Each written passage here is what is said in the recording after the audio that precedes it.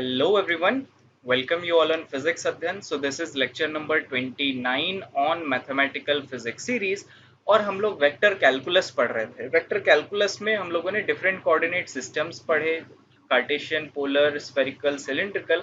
फिर vector calculus में gradient, divergence, curl और लाइन इंटीग्रेशन अभी रिसेंट लास्ट 28 लेक्चर में पढ़ा था। ठीक है, अब हम लोग एक पर्टिकुलर सेशन में प्रीवियस वीडियोस में जो भी थ्योरेटिकल या एग्जांपल्स डिस्कस किए थे उनके कुछ प्रॉब्लम्स करेंगे। और ये प्रॉब्लम्स जो हैं वो मैंने जो जैम एग्जाम्स हैं, previous year jam exam, just हो गए, टीएफआर और जस्ट में कॉमन कॉमन ही एक ही सिमिलर टाइप के क्वेश्चंस आते हैं तो इसलिए सिर्फ जस्ट से उठाए हैं। और एचसीयू और बीएचयू और डीयू तो इनके सेंट्रल यूनिवर्सिटीज एग्जाम के क्वेश्चंस आते हैं। तो ये जो क्वेश्चंस हैं सेंट्रल यूनिवर्सिटी एग्जामिनेशन के लिए बहुत इजी आते हैं, डायरेक्टली फॉर्मूला बेस्ड आते हैं। तो उनके लिए जो मैंने थ्योरी पढ़ा रखी है that is more than enough to do these questions. JAM और जस्ट के लिए भी उतनी ही थ्योरी सफिशिएंट है जितना हमने पढ़ा। अब हम लोग वो प्रैक्टिकल जैसे क्वेश्चंस करेंगे और ये देखेंगे कि हाँ, जितना हमने पढ़ा है उसी से हमारे प्रीवियस ईयर क्वेश्चंस जो है वो लग पा रहे हैं। ठीक है, कई क्वेश्चंस ऐसे आएंगे जो डायरेक्टली हम लोगों ने जो थ्योरी के टाइम पे डिस्कस किया था डायरेक्टली सेम होंगे, तो उनको मैं जस्ट बता दूंगा कि ये हम लोग डिस्कस कर चुके हैं और इसका आंसर ऐसे निकालेंगे। ठीक है, तो मेन टास्क जो रहेगा वो to discover different types of problem, types of problems. इसका मतलब क्या हुआ कि जो भी हम क्वेश्चन करेंगे आई विल ट्राई कि वो सारे क्वेश्चंस जो हैं वो डिफरेंट हो, ताकि आपको हर एक क्वेश्चन का फ्लेवर मिल सके कि ये क्वेश्चन आएगा तो इसको ऐसे लगाएंगे, ये क्वेश्चन आएगा तो इसको ऐसे लगाएंगे। सो आई विल ट्राई कि हर एक टॉपिक पे हम लोग क्वेश्चंस उठा सकें। ठीक है, so let's start by discussing the first question. और अभी मैंने इसमें टोटल 20 प्रॉब्लम्स जो हैं वो अभी मैंने इस अपनी नोटबुक में अटैच कर चुका हूँ, 20 प्रॉब्लम्स। लेट्स सी कि कितना टाइम लगता है। I will try to be as fast as possible. और मे बी मैं इस वीडियो में और ये 20 के प्लस क्वेश्चंस भी ऐड कर सकता हूँ, अगर टाइम बचा तो कुछ क्वेश्चंस हम लोग और ऐड कर लेंगे। ठीक है, so let's start by discussing the first problem. So, first question is the work done by the force in moving a particle of mass m from any point x comma y to a neighboring point. This is work done इतना दिया है, the work done for a complete cycle around the unit circle। मतलब अगर unit circle में complete work done निकालना है और work done ये है तो हमें ये पता है डी डब्ल्यू जो वर्क डन है that is F dot d are. तो अगर कार्टेशियन में लिखा है तो एफ वेक्टर आप यहाँ से एक्सट्रैक्ट कर सकते हो, वो क्या आ जाएगा 2xy आई कैप प्लस एक्स स्क्वायर जे कैप। अच्छा, अब इस वेक्टर का अगर आप कर्ल निकालोगे ना डेल क्रॉस एफ तो कितना आएगा, ये मैं डायरेक्टली लिख देता हूँ। तो ये इस वेक्टर फंक्शन का कर्ल आ जाएगा। देखो आई कैप में ये जीरो हो जाएगा, जे कैप में भी ये जीरो हो जाएगा, सिर्फ के कैप बचेगा। तो के कैप अगर आप निकालोगे तो क्या आ जाएगा, ये आ जाएगा 2x और ये y के साथ डिफरेंशिएट करोगे ये भी आ जाएगा 2x। तो दिस इज जीरो, यानी कि ये जो फोर्स फील्ड दी हुई थी ये कंजर्वेटिव इन नेचर है। तो कंजर्वेटिव इन नेचर है तो work done around a complete cycle क्या हो जाएगा जीरो। और ये जो फोर्स फील्ड है ये सभी पॉइंट्स इंटरनल आउटसाइड हर ये वेल डिफाइंड फील्ड है। ठीक है, तो ये इसका आंसर क्या हो जाएगा जीरो। और ये क्वेश्चन 2008 जैम एग्जाम में आया था। अब देख लो कितने इजी क्वेश्चन है। ठीक है, let's move on to the second question. The line integration AF to DL is given by this force field। और ये कुछ इसी तरीके का फोर्स फील्ड है जो हम लोगों ने प्रीवियस क्वेश्चन में डिस्कस किया था, बट यहाँ पे माइनस वाई था और यहाँ पे एक्स था, एक्स कैप वाई कैप में, along a semi circular path. ठीक है, सेमी सर्कुलर पाथ है यानी कि फ्रॉम ए यहाँ से ऐसे इस पाथ से बी तक आया गया है as shown in a figure. तो ये तुम्हें इसका ये लाइन इंटीग्रेशन बताना है कि integration F dot D L क्या होगा। ठीक है, अब देखो ये भी हम लोगों ने लेट्स सी कि इसका कर्ल कितना आता है। तो ये कर्ल आप इस तरीके से इसका लिख सकते हो डायरेक्टली, और आई जे कंपोनेंट जो हो जाएंगे वो जीरो हो जाएंगे, सिर्फ के कंपोनेंट बचेगा। तो डेल बाई डेल एक्स ये और del by del y of ये। तो देखो ये कर्ल कितना आ जाएगा के cap, del by del x तो ये वाई तो ऐसे ही रहेगा वाई, इसको डिफ्रेंशिएट करोगे तो x square plus y square की पावर 3/2 ये आ जाएगी, और माइनस हाफ एक और आएगा और यहाँ पे आ जाएगा 2x। तो ये x x कट गया तो ये बचा। ठीक है, तो ये क्या आ जाएगा x y divided by this, और ये माइनस साइन है तो एक यहाँ नेगेटिव साइन भी आएगा, ये आ जाएगा x y by under root sorry x square plus y square की पावर 3/2। ठीक है, तो ये एक्सप्रेशन आ गया, ये भी जीरो आ गया, तो इस वेक्टर फील्ड का जो कर्ल है वो भी कितना आ गया, जीरो। और हमें इंटीग्रेशन किसके अलोंग निकालना था, इस ओपन पाथ जो ए बी के अलोंग है, तो ये ए बी जो है वो इस जो इंटीग्रेशन जहां से निकालना है वो हर एक पॉइंट पे डिफाइंड है, जब इस हर एक पॉइंट पे डिफाइंड है तो इसकी भी आंसर कितना हो जाएगा, जीरो आ जाएगा। ठीक है, सो ये क्वेश्चन था जैम 2011 में पूछा गया था। Let's move on to the next question. ये क्वेश्चन जैम 2012 से है, del dot F dot R. ये तो हम लोग प्रीवियस लेक्चर नंबर 28 के कुछ एग्जांपल्स में ही हम लोगों ने कर लिया था, और इसकी वैल्यू कितनी आई थी, एफ वेक्टर। ठीक है, तो इसका ऑप्शन होगा बी, ये हम लोग ऑलरेडी कर चुके हैं। ठीक है, now let's move on to the next question, question number 4। तो जो क्वेश्चन नंबर 4 है ये भी हम लोग प्रीवियस वीडियो में ही कर चुके हैं। ठीक है, और ये आया है जैम 2014 में, तो ऑलरेडी कई क्वेश्चंस हम लोग कर चुके हैं, तो फिर भी एक बार इसको देख लेते हैं। A line integration integration A dot D l of a vector field A x y is this. और ये वही वेक्टर फील्ड है जो हम लोगों ने प्रीवियस वीडियोस में की थी, और इसका भी कर्ल जो है वो जीरो आया था, तो इसका जो डेल क्रॉस ए है वो जीरो है। अब बात आएगी कि क्या वो गिवन सर्किल में या जो गिवन कंटूर है उसमें हर एक पॉइंट पे डिफाइंड है या नहीं। तो अब कंटूर क्या दिया हुआ है, एक रेक्टेंगल या स्क्वायर है जिसका सेंटर जो है वो एक्स नॉट वाई नॉट पे सेंटर्ड है।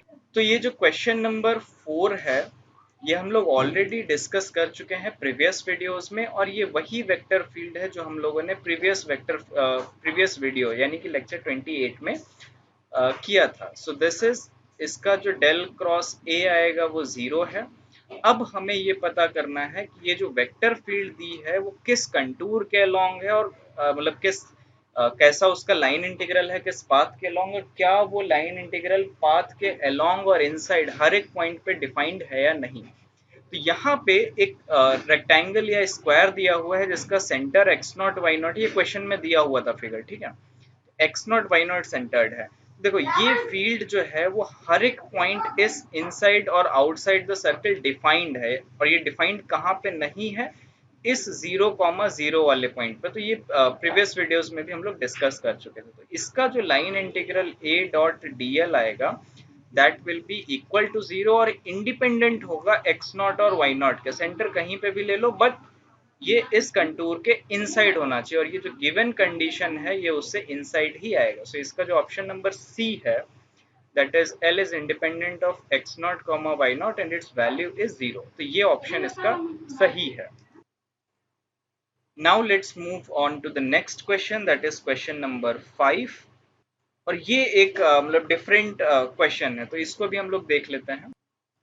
अभी तक जो चार क्वेश्चन थे वो लाइन इंटीग्रेशन पे ही थे, ये कुछ नया क्वेश्चन है जैम 2016 में। तो टेंजेंट लाइन कैसे निकालते हैं इसकी थ्योरी हम लोग पहले डिस्कस कर चुके हैं। ये एक कर्व दिया है x square plus x y plus 5 is equal to zero at 1,1 represented by. ठीक है, तो इसकी टेंजेंट लाइन निकाल ली है।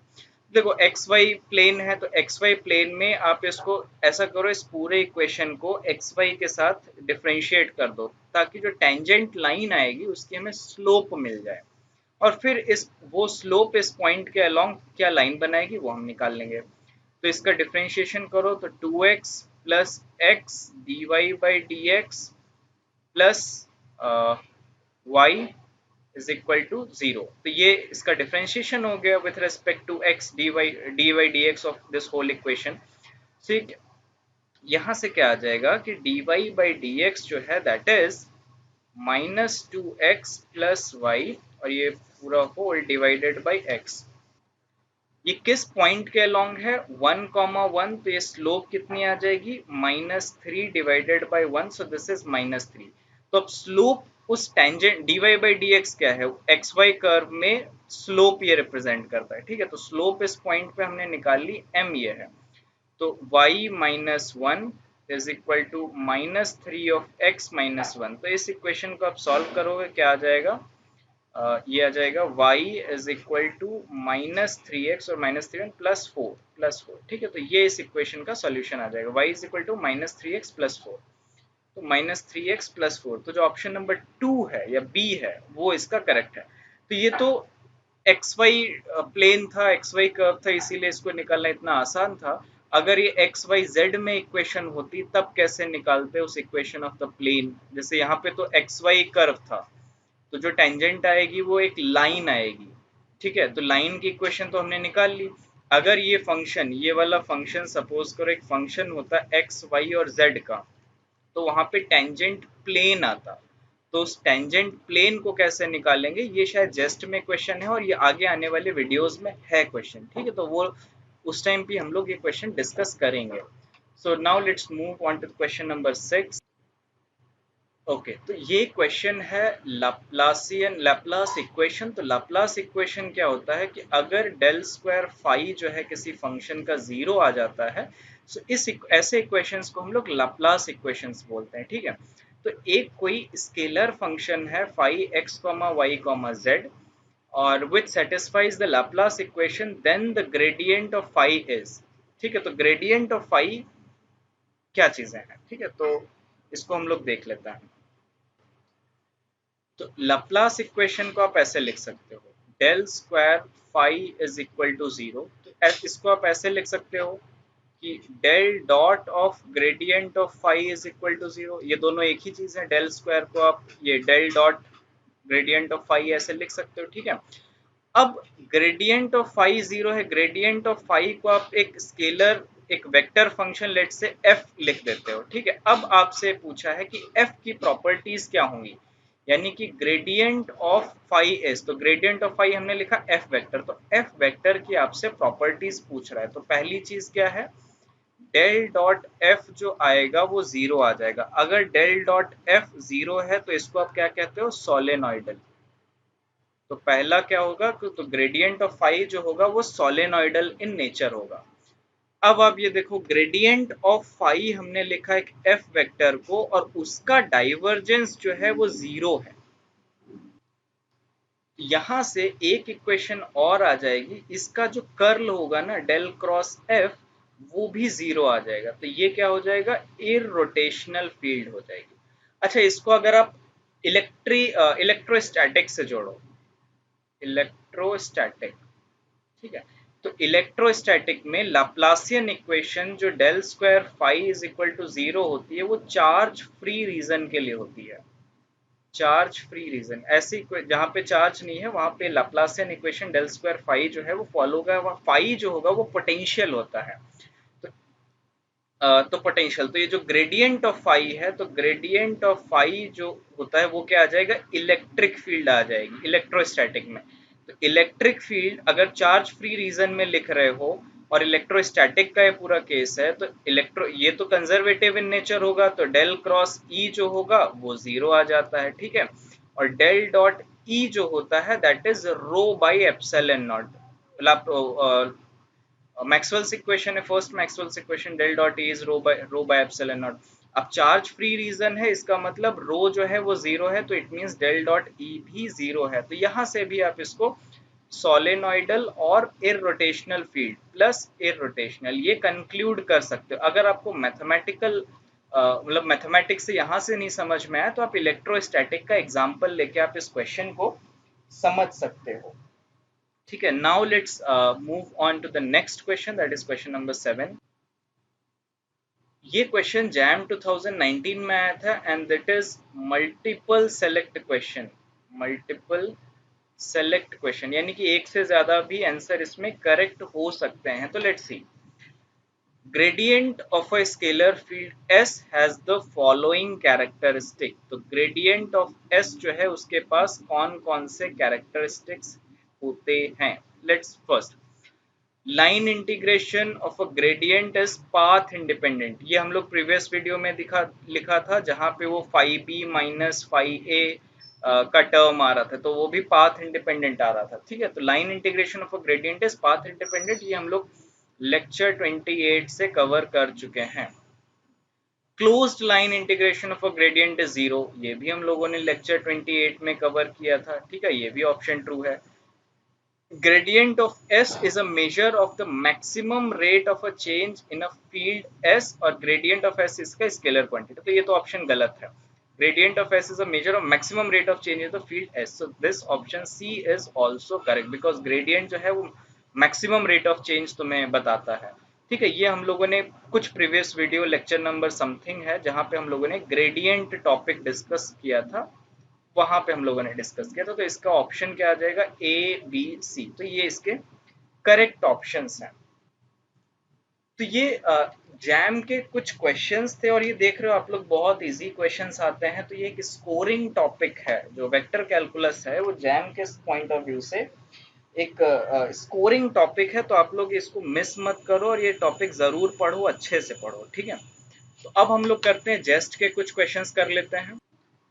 ओके, तो अब हम लोग फाइनली जेस्ट 2017 का एक क्वेश्चन सॉल्व करते हैं. जो हमने जैम में एक एक्स वाई कोऑर्डिनेट वाला था वो अब 3 डायमेंशन में आ गया है.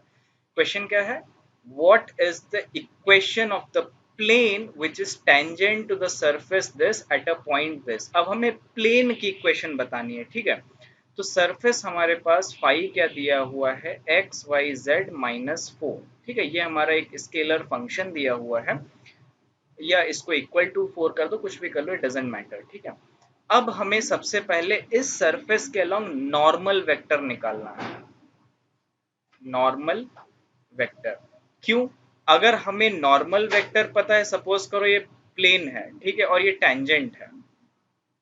टेंजेंट है, कोई कर्व दिया है एक्स वाई जेड -4 और ये प्लेन जो है वो किसी इस पॉइंट के अबाउट टेंजेंट है. तो इस पॉइंट के अबाउट जो नॉर्मल होगा तो एन डॉट ये टेंजेंट, तो ये टेंजेंट प्लेन पे कोई एक वेक्टर डॉट एन कैप जो होगा वो जीरो आएगा. तो इस कॉन्सेप्ट को हम लोग यूज करेंगे और यहाँ पे नॉर्म ये टेंजेंट प्लेन की इक्वेशन निकालेंगे. तो नॉर्मल वेक्टर एन कैप सबसे पहले हमें निकालना है. तो एन कैप क्या हो गया, gradient of phi divided by mod of phi. तो इसको अगर आप निकालोगे, मतलब ग्रेडियंट तो अब हर कोई निकाल लेगा, सो इसको आप निकालो एट पॉइंट दिस 1,2,2, तो ये आ जाएगा 2x cap plus y cap divided by z divided by इसका मैग्नीट्यूड, तो 4, 5, 6. So this is √6. ठीक है, देखो क्वेश्चंस को बेकार में टाइम बढ़ा देना तो वो ठीक नहीं है, तो इसलिए ग्रेडियंट आप लोग खुद से निकाल सकते हो. अब हमें एक प्लेन की इक्वेशन लिखनी है जिसका नॉर्मल डायरेक्शन एन कैप है और वो इस पॉइंट से पास हो रहा है. तो equation of plane, equation of plane क्या आ जाएगा, x-1 आई कैप, ये 1 और 2 है तो plus y-2 J cap plus z-2 of k cap. ये इसका अगर आप डॉट प्रोडक्ट कर दोगे एन कैप के साथ, so this should be equal to 0. अब एन कैप हमें पता है 2x प्लस ये प्लस डिवाइडेड बाई √6 है, तो ये क्या आ जाएगा, twice of x-1 plus y-2 plus z-2 divided by √6 is equal to 0. तो वो √6 यहाँ पे चला जाएगा. तो इक्वेशन क्या बन जाएगी, 2x plus y plus z is equal to 2, 4, 6. तो दिस इज 6. ठीक है, तो ये इस प्लेन की इक्वेशन आ जाएगी 2x plus y plus z is equal to 6. तो 8 का ऑप्शन क्या आ जाएगा, डी जो ऑप्शन है इसका एक करेक्ट ऑप्शन है. जस्ट 2017 का क्वेश्चन है. ठीक है, तो आपको ये पता चल गया होगा कि नॉर्मल और टेंजेंट में क्या रिलेशन है. टेंजेंट प्लेन पे कोई एक लाइन की इक्वेशन डॉट एन कैप जो होगा that will be equal to 0. ठीक है, ओके, तो ये हो गया. Now let's move on to the next question, that is question number 9. ये भी एक कंजर्वेटिव फील्ड का ही एग्जांपल है. एक वेक्टर आर वेक्टर दिया है, पोजीशन वेक्टर, क्लोज्ड कंटूर सी दिया हुआ है, what is the value of line integral this. तो इस क्लोज्ड लाइन इंटीग्रेशन को आप ऐसे लिख सकते हो ना, r vector dot d r cap. तो इसमें जो आर वेक्टर है वो क्या है, x i cap plus y j cap plus z k cap. अब इस एक्स वाई जेड में है, तो जब इसका आप कर्ल निकालोगे तो कर्ल विल बी 0.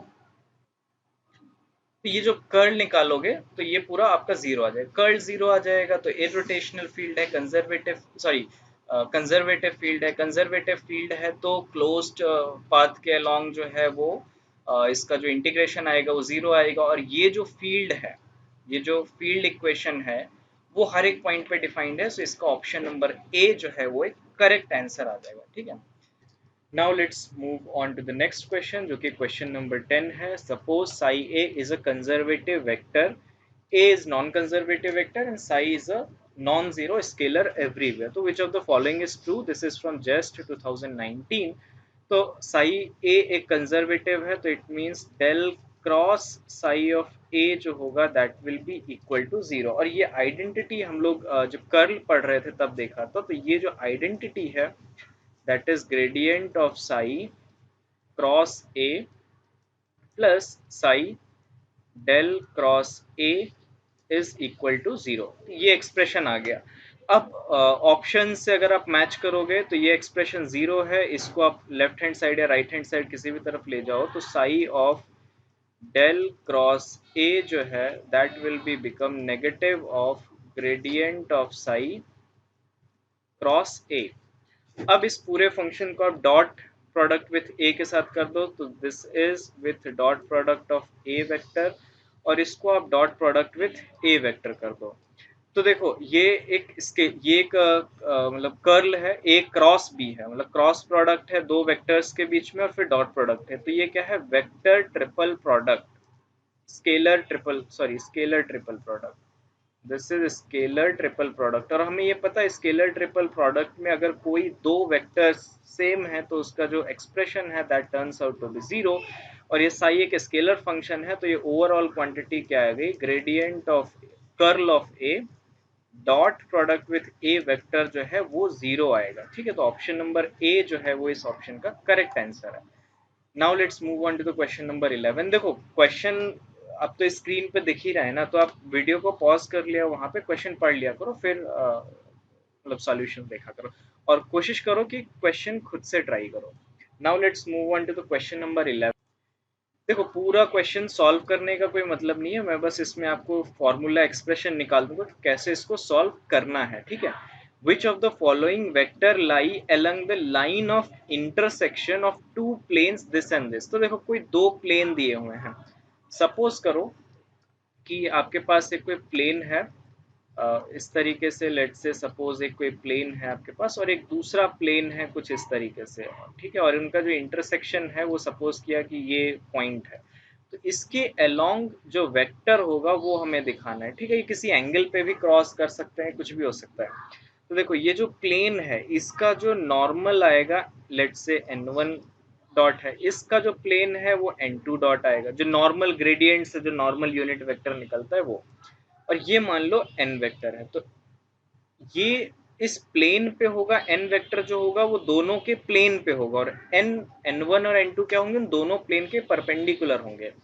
तो जो एक्सप्रेशन आएगा n1 cap dot n sorry n1 cap dot n cap और n2 cap dot n cap जो होगा दैट विल बी जीरो। अब n कैप क्या होगा, ये तुम्हें चार ऑप्शंस में से देखने हैं कि कौन सा ऑप्शन उसको सेटिस्फाई कर रहा है।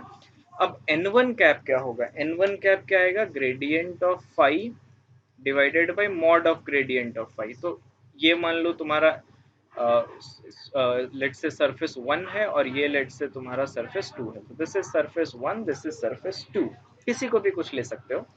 तो इसका ग्रेडियंट निकालो, क्या आ जाएगा, I cap plus 3j cap minus k cap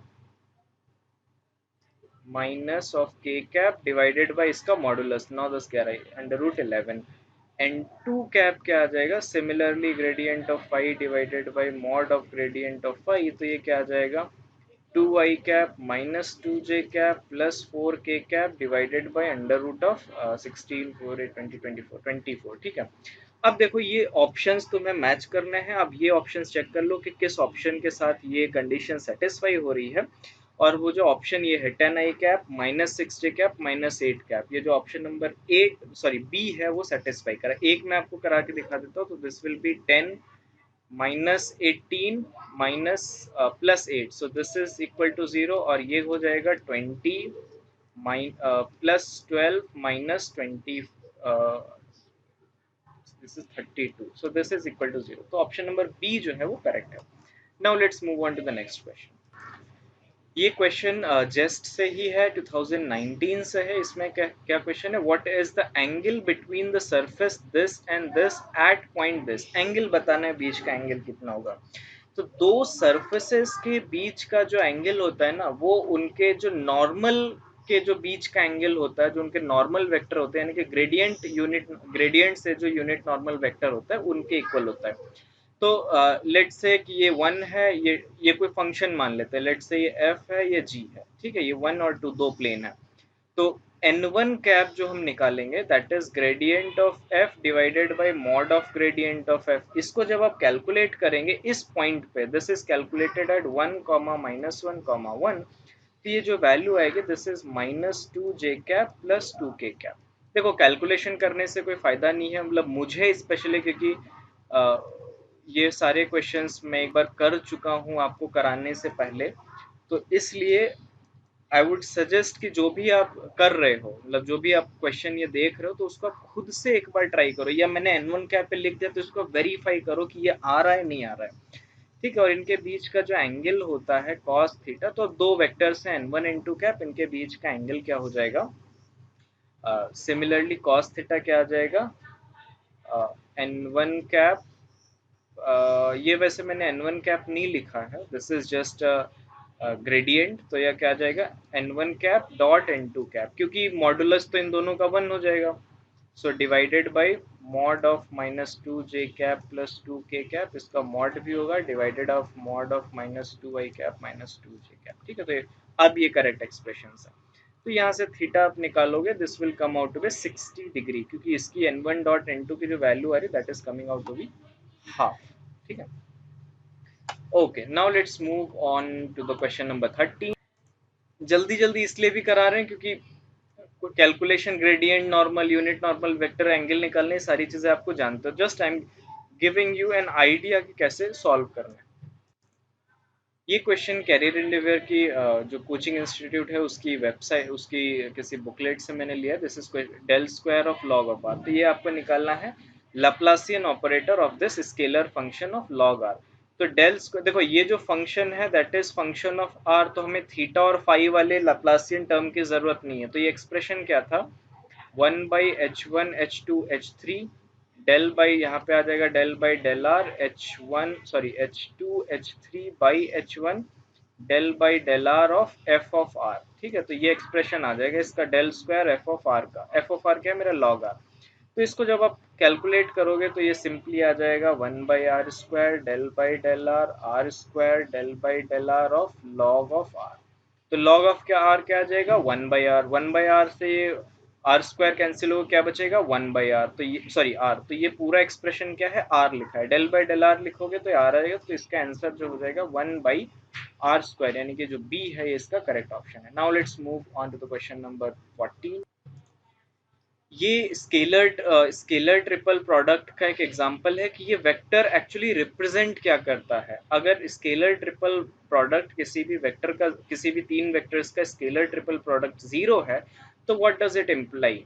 देखो एक बी क्रॉस सी, कोई भी दो वेक्टर हैं, एक बी है एक सी है, इनका जो क्रॉस प्रोडक्ट होगा वो बी और सी दोनों के परपेंडिकुलर होगा। अब ये लिखा है ए वेक्टर एक ऐसा भी है जिसके साथ अगर इसका डॉट प्रोडक्ट कराओगे so this will come out to be zero. तो इस वेक्टर का डॉट प्रोडक्ट, मान लो ये एम वेक्टर है, एम वेक्टर, तो एम वेक्टर का डॉट प्रोडक्ट किसके साथ जीरो होगा, जो इसके 90 डिग्री पे होगा, यानी कि ए वेक्टर, बी वेक्टर और सी वेक्टर तीनों एक ही प्लेन पे होंगे। It means the vector line a same plane. तो स्केलर ट्रिपल प्रोडक्ट यहाँ पे इसका जीरो हो जाएगा। Now let's move on to the question number 15। इस क्वेश्चन को करने के लिए स्पेशली आपको प्लेन पोलर कोऑर्डिनेट्स यानी 2D कोऑर्डिनेट्स आर और थीटा में जो एक्सप्रेशंस थे आर कैप और थीटा कैप के, वो याद होने चाहिए। आर कैप क्या आ जाएगा, कॉस थीटा आई कैप प्लस ये sine theta J cap. So this is sine theta of J cap. और थीटा कैप क्या होता है, minus sine theta of I cap plus cos theta of J cap. तो इसको आप वेरीफाई करो, dr by D theta. देखो हर सारे डिफ्रेंशिएशन है थीटा के टर्म्स में ही है। तो D R by D theta क्या आ जाएगा, सिंपली तुम्हारा थीटा कैप। तो ये ऑप्शन एक तो ये करेक्ट है। Second option D r cap by D theta करोगे तो कॉस थीटा से एक माइनस साइन और आ जाएगा, तो सिमिलरली आर कैप ही आ जाएगा। तो ऑप्शन नंबर ए इसका करेक्ट है। एचसी देखो क्वेश्चंस इजी हैं, बट ये है कि अगर आपको ये चीजें याद नहीं है तो आप क्वेश्चन को इतनी आसानी से नहीं कर सकते। अब जो दो क्वेश्चन है 16 और 17 वो सेम है, तो वो और ये हम लोग कर भी चुके हैं प्रीवियस अपने थ्योरी डिस्कशन में। तो फर्स्ट पार्ट क्या है, आर की power r n r vector is solenoidal for, और यहाँ पे लिखा है आर की power n r cap where r is greater than zero in spherical. ये फिर चार ऑप्शंस है। तो देखो सोलेनोइडल हम लोग पढ़ चुके हैं कि आर की पावर आर आर कैप जो था, अगर यहाँ पे n इज इक्वल टू -2 होता, यानी कि r cap by r square वाले जो फंक्शंस हैं, that is solenoidal in nature. उनका जो डेल डॉट ग्रेडियंट होगा वो हर एक डिफरेंट पॉइंट्स पे जीरो आ जाएगा एक्सेप्ट दैट पॉइंट। तो ये नेचर हमें चाहिए। तो देखो इस वाले आर, ये वाला तो जैसे हमने पढ़ा था वैसे ही है, तो इसका जो ऑप्शन नंबर बी है, is solenoidal in vector when n is equal to -2, ये ट्रू है। लेकिन यहाँ पे आर की पावर एन आर वेक्टर है, तो ये दो क्वेश्चन स्पेशली इसलिए हैं कि आप लोग क्वेश्चंस जो है वो ध्यान से पढ़ो। यहाँ पे आर वेक्टर है, यहाँ पे आर कैप है, तो यहाँ पे n जो होगा वो -3 आ जाएगा, ठीक है। क्योंकि ये क्या हो जाएगा, आर कैप बाई आर की पावर, मान लो ये आ जाएगा r power n plus 1 r cap. तो अब n प्लस 1 कितना होना चाहिए, -2, इट मीन्स n कितना होना चाहिए, -3, ठीक है। तो ये दो क्वेश्चन इसलिए थे कि आप लोग क्वेश्चन अच्छे से पढ़ो, और ये BHU में आया है तो देख रहे हो जो थ्योरी पढ़ाई है उसी से सब आ रहा है, ठीक है। Now let's move on to the next question. ये भी एक सिमिलर टाइप ही क्वेश्चन है जहां पे आपको लप्लासियन निकालना है 1/r का। तो देखो जो डेल स्क्वायर ऑपरेटर जब हम स्केलर फंक्शन का निकालते हैं तो इसको आप ऐसे लिखते हो, तो divergence of gradient of that scalar function phi.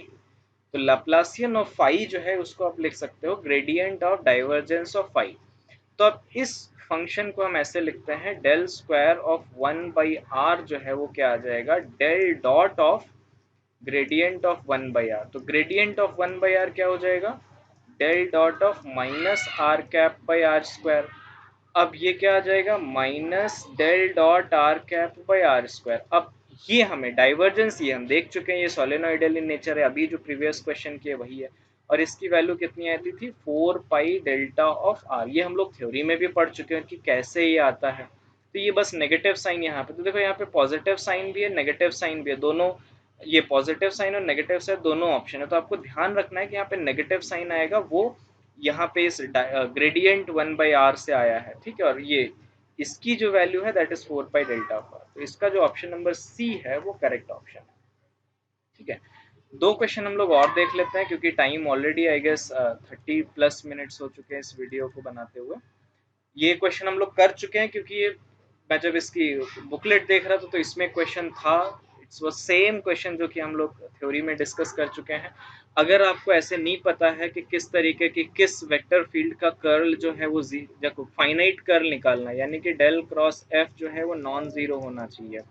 तो वेक्टर फील्ड लाइंस का ज्योमेट्रिकल आइडेंटिफिकेशन मैंने सबका कराया है, ग्रेडियंट डाइवर्जेंस कर्ल तीनों का। तो यहाँ पे हमें पता है ऑप्शन नंबर सी, अगर कोई वेक्टर फंक्शन इस तरीके से है, वेक्टर ऑफ फंक्शन ऑफ ये y की पावर n पे डिपेंड कर रहा है, मतलब y एक्सिस में चेंज है लेकिन इसका डायरेक्शन इसमें है, आई कैप में है। तो इस तरीके के जो वेक्टर फंक्शंस होते हैं उनका कर्ल जो हमेशा फाइनाइट क्वांटिटी होता है। ये हम लोगों ने देखा भी था क्यों होता है अगर आप फोर्स फील्ड कंसिडर करते हो, ठीक है। तो इसका ऑप्शन नंबर सी जो है, मतलब सी जो है वो correct option. Now let's move on to this question. ये भी हम लोग थ्योरी में डिस्कस कर चुके हैं।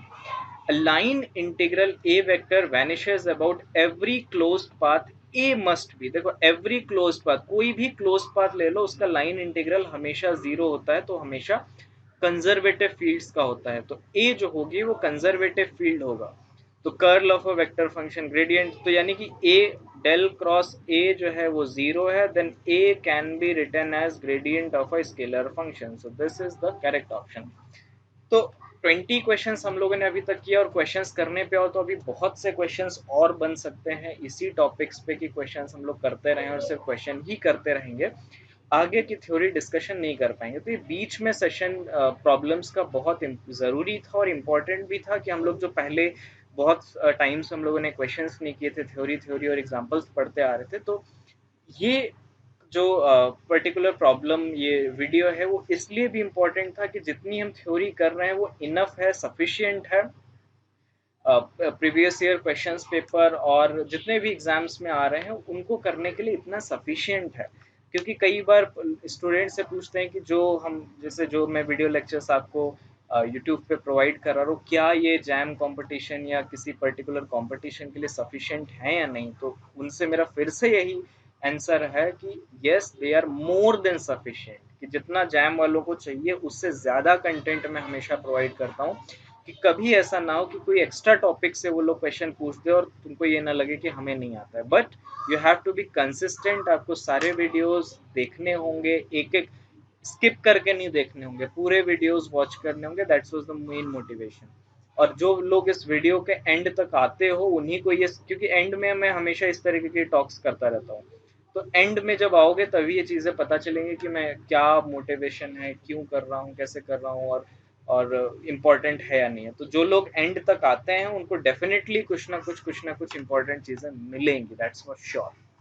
ओके, तो इस वीडियो में हम लोग यहीं तक कंक्लूड करते। सोचा तो और था कि 20 से ज़्यादा क्वेश्चंस कराएंगे, बट टाइम ऑलरेडी 36-37 मिनट्स हो चुके हैं। सो नेक्स्ट वीडियो में हम लोग अभी हम लोगों ने कोई थ्योरम्स नहीं की है, तो स्टोक्स थ्योरम हो गई, ग्रीन्स थ्योरम हो गई, या जितने भी ये लाइन सरफेस वॉल्यूम इंटीग्रेशन को आपस में चेंज करने की थ्योरम्स है वो देखेंगे। और सरफेस अब 2D इंटीग्रेशन पे आएंगे और उससे कुछ रिलेटेड थ्योरम, फिर 3D पे आएंगे उससे रिलेटेड थ्योरम। सो नेक्स्ट जो हम लोग का आइडिया होगा, मोटिवेशन होगा, वो सिर्फ 2D और 3D इंटीग्रेशन और डिफरेंट जो टॉपिक्स है उसको कंप्लीट करेंगे, ताकि हमारा जो वेक्टर कैलकुलस का टॉपिक है वो जल्दी से जल्दी कंप्लीट हो जाए। And that's it, and thank you very much for watching this video. अगर पसंद आए तो प्लीज़ लाइक शेयर कर दो, और अपने दोस्तों के साथ शेयर कर दो कि एटलीस्ट मैथमेटिकल फिजिक्स यहाँ से कवर अप हो जाएगी उनकी भी, अगर वो लोग रेगुलरली पूरा कंटेंट देखेंगे तो। So thank you, bye bye.